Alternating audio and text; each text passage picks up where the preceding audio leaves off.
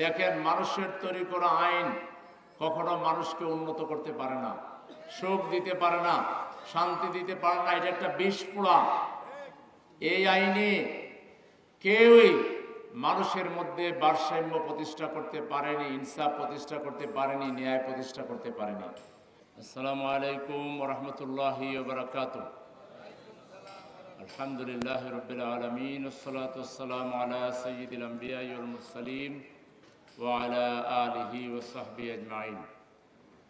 পাষাণটেক থানা জামাত ইসলামী আয়োজিত আজকের এই সুধী সমাবেশ এবং শীতবস্ত্র উপহার প্রদান অনুষ্ঠানের সম্মানিত সভাপতি, উপস্থিত সম্মানিত থানা নেতৃবৃন্দ, বিশেষ অতিথিবৃন্দ, সম্মানিত সুধী মণ্ডলী এবং আগত ভাই এবং বোনেরা, মহান আল্লাহ তাআলা কোরআনুল মাজিদে আমাদের পৃথিবীতে আগমনের অন্যতম উদ্দেশ্য হিসেবে বলেছেন, আউযু বিল্লাহি মিনাশ শাইতানির রাজিম, কুনতুম খায়রা উম্মাতিন উখরিজাত লিন-নাস তা'মুরুনা বিল মা'রুফ ওয়া তানহাউনা আনিল মুনকার।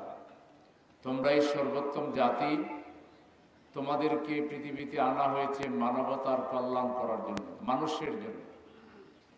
এই মানুষের কল্যাণ দুইভাবে আমরা করতে পারি। একটা হলো মানুষকে আল্লাহর দিকে আহ্বান করে তাকে সৎ চরিত্রবান নাগরিক হিসাবে গড়ে তুলে একজন ভালো ইমানদার, ভালো মুসলমান, ভালো একজন সুনাগরিক হিসাবে গড়ে তুলে তাকে সব মন্দ কাজ থেকে বিরত রেখে একজন সত্যিকার দেশপ্রেমিক, পরকালমুখী, আল্লাহওয়ালা মানুষ হিসাবে তাকে গড়ে তুলে তার সবচেয়ে বড় কল্যাণ আমরা করতে পারি। 2 নম্বর কল্যাণ হলো, আমরা যে সমাজে বসবাস করি এই সমাজ ন্যায় ভিত্তিক না, ইনসাফ ভিত্তিক না। এখানে জোর যার মূল্য তার। এখানে সামান্য একটা পদ পদবীর অধিকারী হতে পারলে সে কোটিপতি হয়ে যায়। রাজনীতিকে এখানে ব্যবসা হিসাবে গ্রহণ করা হয়। রাজনৈতিক দলের পদও কেনাবেচা হয়। তারপর সেই পদ ব্যবহার করে জনগণের উপরে জুলুম চালানো হয়। তারা হয়ে যান একটা রাজনৈতিক দলের নেতা, তিনি হয়ে যান একটা এলাকার, তিনি সবকিছু। ওই এলাকায় বাকিরা তাকে ট্যাক্স দিয়ে চলতে হবে।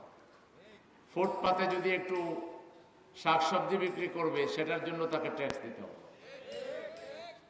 এই যে একটা বৈষম্য, একটা জুলুম, এই জুলুমের বিরুদ্ধে জনগণকে ঐক্যবদ্ধ করে জনগণ নিজেরা মিলেমিশে একটা সৎ সমাজ, একটা ন্যায়ানুগ সমাজ, একটা ঐক্যবদ্ধ সমাজ প্রতিষ্ঠা করা এবং একে অন্যের পাশে দাঁড়ানো।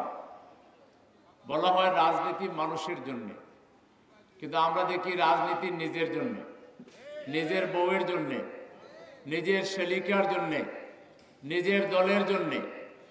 অন্তত বিগত 53 বছরের যে রাজনীতি আমরা দেখেছি, সামান্য ব্যতিক্রম ছাড়া এই রাজনীতি মানে আমরা এটাই দেখেছি। শুধুমাত্র জামাতে ইসলামী এর ব্যতিক্রম। জামাতে ইসলামী 53 বছর এদেশের মানুষকে দাওয়াত দিয়েছে, দেখেন, মানুষের তৈরি করা আইন কখনো মানুষকে উন্নত করতে পারে না, সুখ দিতে পারে না, শান্তি দিতে পারে না। এটা একটা বিস্ফোড়া। এই আইনে কেউই মানুষের মধ্যে ভারসাম্য প্রতিষ্ঠা করতে পারেনি, ইনসাফ প্রতিষ্ঠা করতে পারেনি, ন্যায় প্রতিষ্ঠা করতে পারেনি। মানুষের দুর্গতি, মানুষের কষ্ট, মানুষের জীবনের সব ধরনের বিপদ মুসিবত বাড়ানো ছাড়া মানুষের আইন মানুষকে কিছুই দিতে পারে না। আমরা মানুষকে আল্লাহর আইনের কথা বলছি, আল্লাহর দেয়া বিধানের কথা বলছি। দ্বিতীয়, আমরা বলেছি যদি সমাজে ইনসাফ প্রতিষ্ঠা করতে হয় তাহলে ভালো মানুষের নেতৃত্ব লাগবে, আল্লাহওয়ালা মানুষের নেতৃত্ব লাগবে, যারা আল্লাহকে ভয় করে, পরকালকে ভয় করে, হিসাব নিকাশ দিতে হবে যারা বোঝে। এরকম লোক ছাড়া এই সমাজে কোনোদিন ইনসাফ প্রতিষ্ঠিত হবে না। আমাদের জনপ্রিয় স্লোগান হলো আল্লাহর আইন চাই, সৎ লোকের শাসন চাই। আজকে এটা হাড়ে হাড়ে জাতি টের পাচ্ছে। যাদেরকে বিভিন্ন সময় আমরা নেতৃত্ব দিয়েছিলাম, ক্ষমতা দিয়েছিলাম, ক্ষমতার অপব্যবহার করে তারা কিভাবে এই জাতিকে তলাবিহীন জুড়িতে পরিণত করেছেন। তারা দেশের মানুষের পকেট কেটে তারা বিদেশে বেগম বাড়ি বানিয়েছেন, বিদেশি ব্যাংকগুলোতে টাকার পাহাড় গড়ে তুলেছেন। তারা এদেশের মানুষকে এই যে এখনো আমাদের বাজারে গেলে মানুষের আয়ের সাথে বাজারের জিনিসপত্রের দামের কোনো সঙ্গতি নাই। মানুষ চাল কিনবে না ডাল কিনবে, না পেঁয়াজ কিনবে, না লবণ কিনবে। মানুষের জীবনে আজকে যে কষ্ট, যে দুঃখ, এই 53 বছরে আমাদের উপরে তিলে তিলে শুধু বাড়ানো হয়েছে, কমানো হয়নি। এই অবস্থায় জামাত ইসলামী আমরা এখনো দ্ব্যর্থহীন কণ্ঠে বলছি, এই নতুন বিপ্লবের পর এখনো যদি আমরা ভুল পথে হাঁটি, ভুল নেতৃত্বকে যদি আমরা সালাম করি, শ্রদ্ধা করি, এদেরকে যদি দাওয়াত দেই, এদেরকে যদি আমরা সমর্থন করি এবং আমরা যদি আবারও সেই পুরাতন ব্যবস্থায় যদি চলতে চাই, এই জাতির ভাগ্যের কোনো পরিবর্তন হবে না। একটা বিরাট সুযোগ আমাদের জন্য আবার এসেছে। জাতিকে ঐক্যবদ্ধ হয়ে চাঁদাবাজদেরকে না বলে দিতে হবে, জাতিকে ঐক্যবদ্ধ হয়ে ঘুষখোরদেরকে না বলে দিতে হবে, জাতিকে ঐক্যবদ্ধ হয়ে দুর্নীতিবাজদেরকে না বলে দিতে হবে। যারা অতীতে দুর্নীতি করেছে তারা 10 বছর রাষ্ট্র পরিচালনা থেকে দূরে থাকুক। 10 বছর এদেরকে কোনো ভোট দেওয়া যাবে না। এই 10 বছর তারা তওবা ইস্তেগফার করবে, নামাজ কালাম পড়বে, কোরআন হাদিস পড়বে, আগে লোভ সামলাবে, আগে তারা ওয়াদা করবে আল্লাহর কাছে এবং জনগণের কাছে। আর ভবিষ্যতে কোনোদিন যদি তারা একটা ওয়ার্ড কাউন্সিলের মেম্বার হয়, ওয়ার্ড কাউন্সিলর হয়, এমপি হয়, একটা বাজার কমিটির সদস্য যদি হয়, মসজিদ কমিটির হয়, তারা যে কোনো ধরনের নেতৃত্বে আসলে স্বজনপ্রীতি, দুর্নীতি এটা করবে না। আল্লাহর কাছে ওয়াদা দিতে হবে, জনগণের কাছে ওয়াদা দিতে হবে। এইবার যদি জনগণের কাছে ওয়াদা দেয়, এইবার আমরা ভোট দিব না। ওয়াদা পালন করে কিনা এটা আমরা দেখব। ক্ষমতায় না গিয়েও চাঁদাবাজি করে না, এখন চাঁদাবাজি কারা করতেছে? এখন নেতৃত্বে চাঁদাবাজি আছে একটা গোষ্ঠী, তাদের সাথে পতিত স্বৈরাচারের লোকেরাও আছে। বাঘ বাটোরা করে কি মজা খাইতেছে। আপনারা এই চাঁদাবাজদেরকে ভয় পান?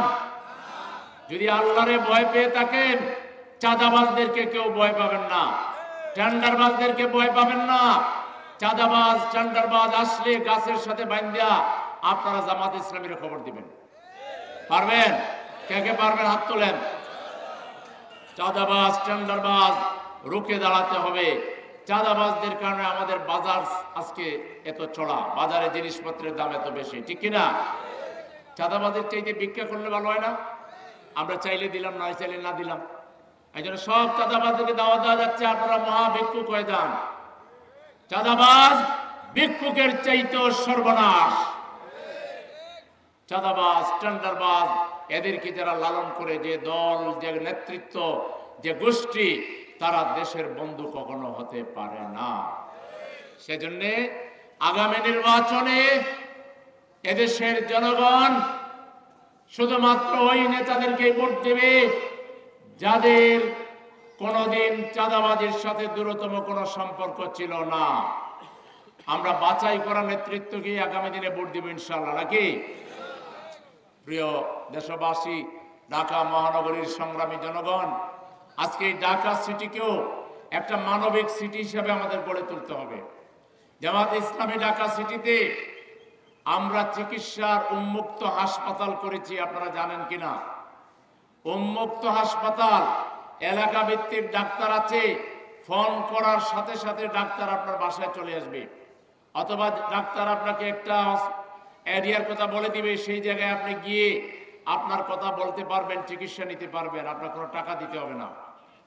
প্রেসক্রিপশন ডাক্তার আপনার হোয়াটসঅ্যাপে দিয়ে দিবে, মোবাইলে দিয়ে দিবে। আপনি রাতের আধারে ফোন করলেও পাবেন, দিনের বেলায় ফোন করলে পাবেন। আপনি যদি হসপিটালে যেতে অক্ষম হন, আপনার যদি অ্যাম্বুলেন্স সার্ভিস লাগে, আমরা অ্যাম্বুলেন্স সার্ভিস দিচ্ছি। আপনার যদি ফিজিওথেরাপি দরকার হয়, বাসায় গিয়ে আমাদের লোকেরা ফিজিওথেরাপি দিবে।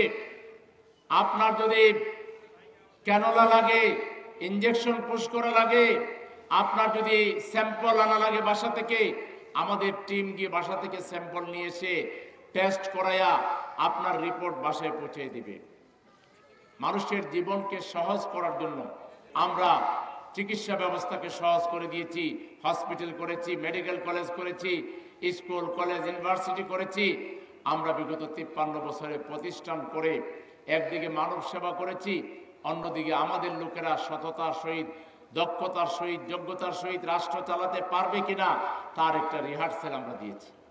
53 বছরে আমরা লোক তৈরি করেছি। আমরা ছাড়া আর কোন প্রতিষ্ঠান আছে রাজনৈতিক যারা এরকম লোক তৈরি করে টেস্ট করেছে? তারা টেস্ট করেছে চাঁদাবাজির টেস্ট, যে কে কত বেশি চাঁদাবাজি করতে পারবা, কে কত টেন্ডারবাজি করতে পারবা। অশ্লীলতা, ব্যয়বনা, নোংরামিকে তারা উৎসাহিত করেছে। জামাত ইসলামী বাদে বাকি রাজনৈতিক দলগুলোকে আত্মসমালোচনা করতে হবে, নিজেদেরকে যাচাই করতে হবে যে সুযোগ তাদের হাতে বিভিন্ন সময় এসেছিল, এই সুযোগের তারা কতটুকু সদ্ব্যবহার করতে পেরেছেন। আপনাদেরকে অনেক অনেক শুকরিয়া, ধন্যবাদ জানিয়ে, মোবারকবাদ জানিয়ে, আয়োজকদেরকে আমার পক্ষ থেকে ধন্যবাদ জানিয়ে, সবাইকে শুভেচ্ছা জানিয়ে আজকের মতো কথা এখানে শেষ করছি। আল্লাহ হাফেজ। বাংলাদেশ জিন্দাবাদ, বাংলাদেশ জামাত ইসলামী জিন্দাবাদ।